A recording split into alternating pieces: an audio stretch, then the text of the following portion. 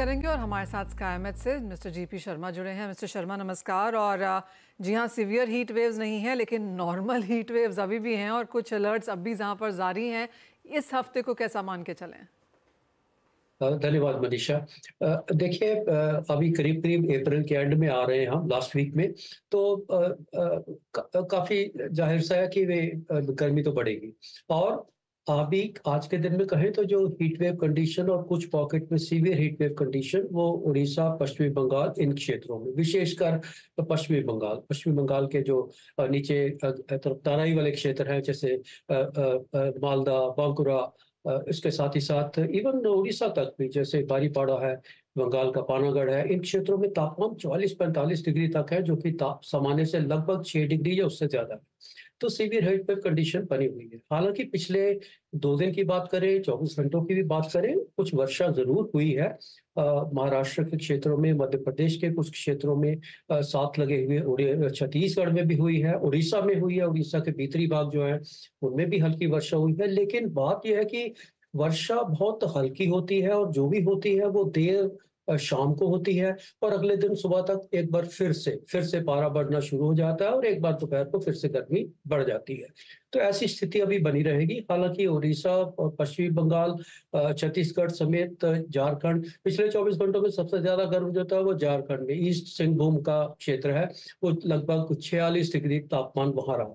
तो आने वाले दिनों में ऐसा है कि हल्की वर्षा तो हम जरूर कह सकते हैं 22, 23, 24 को उड़ीसा और उसके साथ छत्तीसगढ़ का क्षेत्र, उसके साथ इवन झारखंड या पश्चिमी बंगाल का, लेकिन बहुत सामान्य सी हल्की सी वर्षा होने की संभावना रहेगी इन क्षेत्रों में। तापमान में गिरावट आएगी, 2-3 डिग्री, 40 से ऊपर रहेंगे, 2-3-4 डिग्री तक गिरावट जरूर आ सकती है। लेकिन मेरा ज्यादा कंसर्न जो है आने वाले दिनों का, जैसे आपने कहा इस सप्ताह में कैसा रहेगा, जैसे जैसे हम सप्ताह के अंत तक की ओर चलेंगे, और इस महीने के आखिर के दिनों में और मई के शुरुआत में गर्मी और बढ़ जाने वाली है, और देश के लगभग काफी सारे क्षेत्रों में एक साथ गर्मी बढ़ेगी। देश के केवल आप छोड़ दीजिए उत्तरी भाग, जिसमें कि पर्वतीय क्षेत्र जो है उनको छोड़ दीजिए, और फुटहिल्स को, बाकी सभी क्षेत्रों में तापमान बढ़ जाने वाले हैं।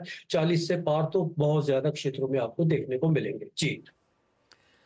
ऑल राइट मिस्टर शर्मा, बहुत शुक्रिया साथ जुड़ने के लिए और बहुत ही डिटेल्ड में बताने के लिए कि क्या कुछ एक्सपेक्ट करना चाहिए। तो गर्मी आगे भी बरकरार रहेगी और ज़्यादा ही बढ़ेगी और 40 डिग्रीज यहाँ पर एक्सपेक्ट कर सकते हैं काफ़ी सारी राज्यों में, जैसा कि एज ऑफ नाउ अनुमान है।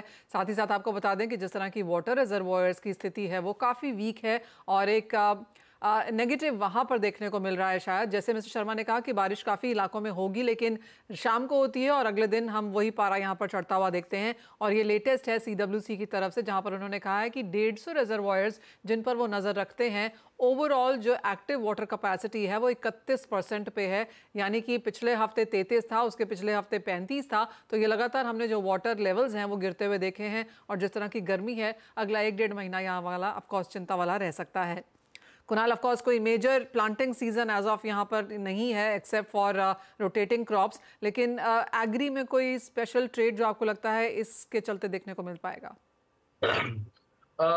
जी, एज ऑफ नाउ कोई it's very difficult to take a call on weather, but मेरी राय में टर्मरिक ही अच्छा लग रहा है मुझे। टर्मरिक में लॉन्ग पोजीशन इनिशिएट कर सकते हैं, तो फंडामेंटल तेजी के है। अगर थोड़ा बहुत भी मानसून में हीट वेव कंटिन्यू रहता है या वेदर इरेटिक रहता है तो टर्मरिक के प्राइस जोर से बढ़ जाएगा। टर्मरिक में तेजी कर सकते हैं। ओके। टर्मरिक में ऑफ कोर्स पिछले हफ्ते हमने लगातार यहाँ पर अपर सर्किट्स लगते हुए देखे भी थे, कुछ मुनाफा वसूली उन लेवल से, लेकिन बाइंग अपॉर्चुनिटीज यहाँ पर उभर रही हैं। एक और सेक्टर जहाँ पर नजर डालनी चाहिए, एंड कुणाल वो आपका one of the major sectors भी है, वो है मेटल्स, जहाँ पर तेजी बरकरार है। स्पेशली कॉपर में नए 22 महीने के हाईज हमने यहाँ पर न्यूयॉर्क में बनते हुए देखे थे। जी सो आई थिंक और जो है कॉन्गो में माइन में स्ट्राइक होते हुए देखिए आज मॉर्निंग में, उसके कारण मॉर्निंग में कॉपर ने रिएक्ट किया था। और मेटल्स में overall China recovery, rate cut का नैरेटिव ऑलरेडी प्ले हो गया है। So I think 90% of the rally is in all of these metals for the time being. Aggressive fresh long करने के लिए मैं रिकमेंड नहीं करूंगा मौजूदा स्तरों से। छोटा मोटा करेक्शन, प्रॉफिट टेकिंग आ सकता है, क्योंकि एक चीज आप कमोडिटी के लिए समझिए, स्ट्रॉन्ग डॉलर और हायर बॉन्ड यील्ड्स, ये डेंजरस कॉम्बिनेशन है फ्रेश लॉन्ग्स करने के लिए ये लेवल्स पे। सो मैं आज ऊपरी स्तरों पे प्रॉफिट टेकिंग एक्सपेक्ट कर रहा हूँ। 850 के आसपास आप बेच सकते हैं कॉपर, कॉन्ट्रा कॉल है। 856 का स्टॉप लॉस रखिए और नीचे में 840 835 तक के टारगेट आपको देखने मिल सकते हैं। Even though the news is positive, we are recommending to go short because of the higher bond rates. Point taken की 90% की तेजी यहाँ पर आ चुकी है। अगर आप इन्वेस्टर हैं तो होल्ड करें, अगर आप ट्रेडर हैं तो डेफिनेटली यहाँ पर मुनाफा ज़रूर लेके जाएं घर पर। एक फाइनल सवाल एनर्जी पे, और यहाँ पर जिस तरह की गिरावट देखने को मिली है कुणाल, क्रूड पिछले हफ्ते 3% टूटा और आज भी कोई बाइंग अपॉर्चुनिटीज़ निकलती हुई नजर नहीं आ रही हैं। 1.5% की गिरावट आज फिर से। जी हाँ, आई थिंक ऑयल में जो जियोपॉलिटिकल एस्केलेशन नहीं हुआ है वीकेंड में, वो सबको डर लगता था कि स्ट्रेट ऑफ हॉर्मुज बंद हो जाएगा, सुएज कैनल बंद हो जाएगा। ये सब जो फियर थे वो निकल गए और इसी के कारण ये जो जियोपॉलिटिकल टेंशन बढ़ा नहीं है, उसका जो प्रीमियम बिल्ड हुआ था $5 से $8 का, वो प्रीमियम पूरा इरोड हो रहा है। सो ऑयल भी अराउंड 6,820 के आसपास बेच सकते हैं और ऑन द डाउन साइड 6,700 6,680 के टारगेट के लिए वेट कर सकते हैं। ओके, तो कुछ मुनाफा वसूली यहाँ पर भी एक्सपेक्टेड है। आप देख सकते हैं अच्छी खासी गिरावट के साथ कच्चे तेल में कारोबार है, तो प्रॉफिट टेकिंग यहाँ पर कुछ बहुत प्रेशस मेटल्स में और एनर्जी में यहाँ पर आगे जाकर भी देखी जा सकती है। कुणाल, बहुत शुक्रिया साथ जुड़ने के लिए, उन स्ट्रैटेजीज के लिए भी।